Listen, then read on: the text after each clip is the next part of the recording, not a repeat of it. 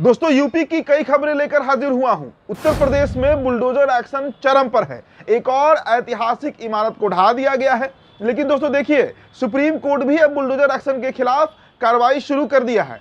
UP में एक जिले के डीएम, एडीएम और एएसपी समेत 26 अधिकारियों पर केस दर्ज किया गया है।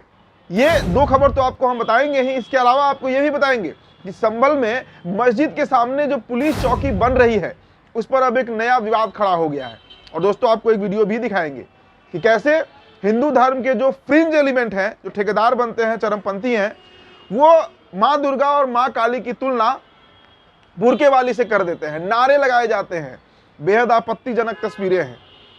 और इन हिंदूवादी चरमपंथियों के दिल दिमाग में सिर्फ और सिर्फ दोस्तों मस्जिद, मुसलमान, नमाज, मदरसा, बुरका यही चलते रहता है। चूंकि इनके दिमाग में वो जहर नसों नसों तक समा गया है। इसके अलावा दोस्तों एक गालीबाज बीजेपी के विधायक हैं, बिहार से हैं, उन्होंने मुसलमानों के खिलाफ जो बातें कही हैं उस पर भी हम इस वीडियो में चर्चा करेंगे। चलिए दोस्तों शुरुआत करते हैं अपने चोरी की। सबसे पहले आप सभी का हम स्वागत करते हैं द लाइव टीवी में। मेरा नाम उदित तारन है। द लाइव टीवी, सच सबसे आगे। पहली खबर दोस्तों उत्तर प्रदेश की है। देखिए उत्तर प्रदेश में जो खबर है, 40 साल पुराने मदरसे पर चला बुलडोजर। सीतापुर के बकवा बाजार गांव में मदरसा इस्लामिया अनारुल उलूम को अवैध बताते हुए प्रशासन ने पिछले गुरुवार को बुलडोजर कार्रवाई करते हुए इसे ध्वस्त कर दिया। प्रशासन का दावा है कि खलिहान की जमीन पर कब्जा करके बनाया था मदरसा। हिंदूवादी नेता की शिकायत पर हुई थी कार्रवाई। एसडीएम महमूदाबाद शिखा शुक्ला और अन्य टीम ने मामले की जांच के बाद संयुक्त रूप से बुलडोजर कार्रवाई करते हुए पिछले गुरुवार को कथित अवैध मदरसे को बुलडोजर से ढहा दिया। तो दोस्तों देखिए, 40 साल पहले तो इसका निर्माण हुआ था, लेकिन ये अवैध है। और जिस जमीन पर यह मदरसा बना है वो खलिहान था, मतलब खेत खलिहान जिसे कहते हैं।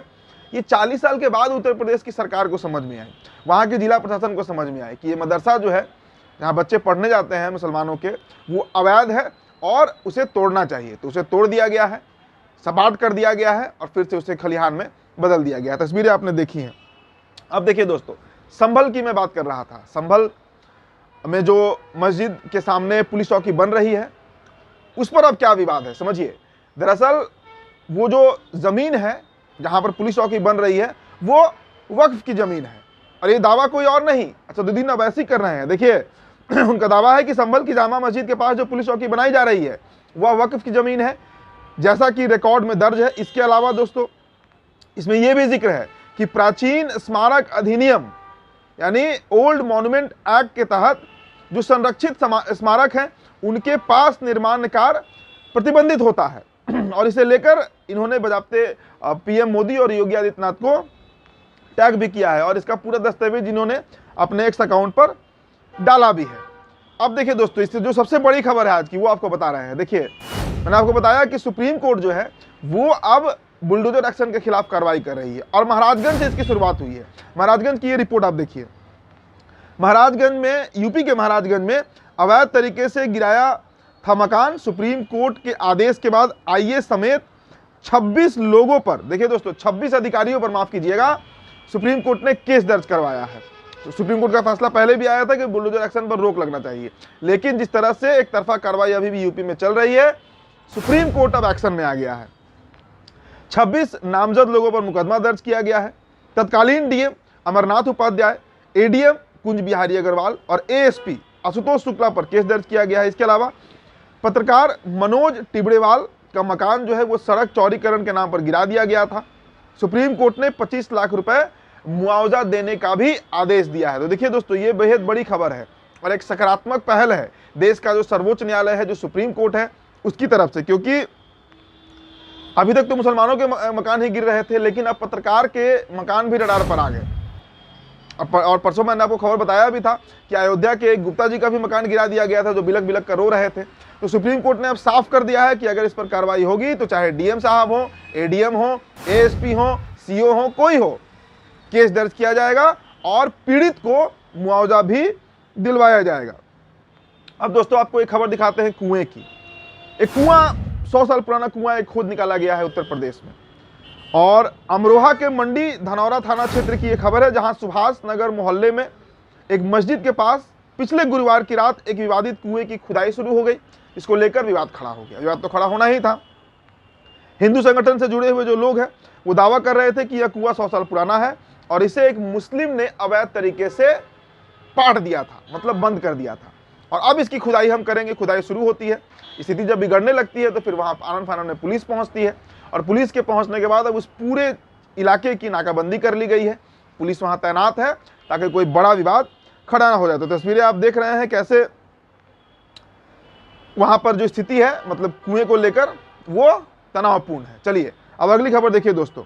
इंजीनियर शैलेंद्र जो है बिहार के भागलपुर जिला का एक विधानसभा सीट है बिहपुर, जहां से कई बार से ये जीतते आ रहे हैं। बेहद चरमपंथी और कट्टरवादी नेता है, कट्टर हिंदू जिसे आप कह सकते हैं।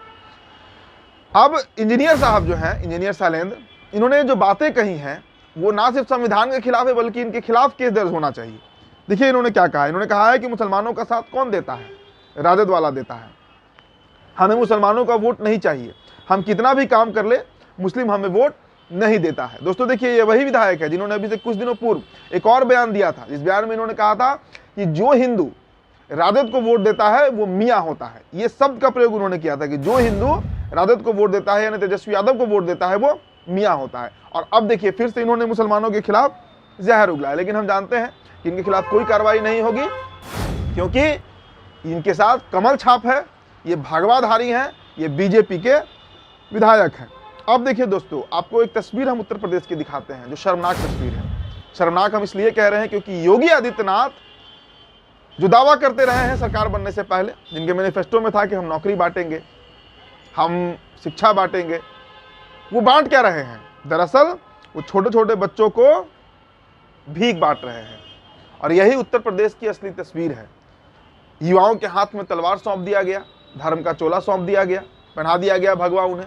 और जो गरीब बच्चे हैं जिन्होंने अभी दुनिया नहीं देखी है, जिन्हें दुनिया की समझ नहीं है, उन्हें 5-10 रुपए का भीख दिया जा रहा है ताकि वो जाकर कुछ खरीद ले, खा ले और जय योगी उत्तर प्रदेश में करे। तो यूपी की असल तस्वीर आप देख रहे हैं जहां योगी आदित्यनाथ जो है वो भीख दे रहे हैं गरीब बच्चों को। अब अगली खबर देखिए दोस्तों। दरअसल संभल पीड़ित परिवारों को सपा के कुछ नेताओं ने 5-5 लाख रुपए का सहायता राशि दे दिया, मदद कर दिया जो पीड़ित थे, जो मजलूम थे। अब यादवों के खिलाफ देखिए, चूंकि वो यादव थे नेता, यादवों के खिलाफ कैसा नफरत फूट रहा है उत्तर प्रदेश में, उसकी वानगी देखिए। एक कृष्ण कुमार त्रिवेदी है साहब, लिखते हैं कि मुसलमानों के बाद बिहार और यूपी के अहीरों के पास बस यही बचा है कि कब भाजपा की सरकार गिरे और मुल्ले कब हिंदुओं पर अत्याचार शुरू करते हैं, क्योंकि ये तो दिल से पहले मुसलमान हो चुके हैं। और देखिए दोस्तों, इस तरह की कई नफरती पोस्ट जो हैं वो आपको सोशल मीडिया पर दिखेंगे। तब से जब से संभल पीड़ितों में जो मुसलमान पीड़ित हैं उनको सपा के नेताओं ने मदद पहुंचा दिया है। तो ये तो है ही कहानी। अब खबर की हम मतलब अंतिम खबर जो है उसमें आपको एक हम वीडियो दिखाना चाहेंगे दोस्तों। पहले आप ये वीडियो देखिए, फिर आगे इस पर हम चर्चा करेंगे।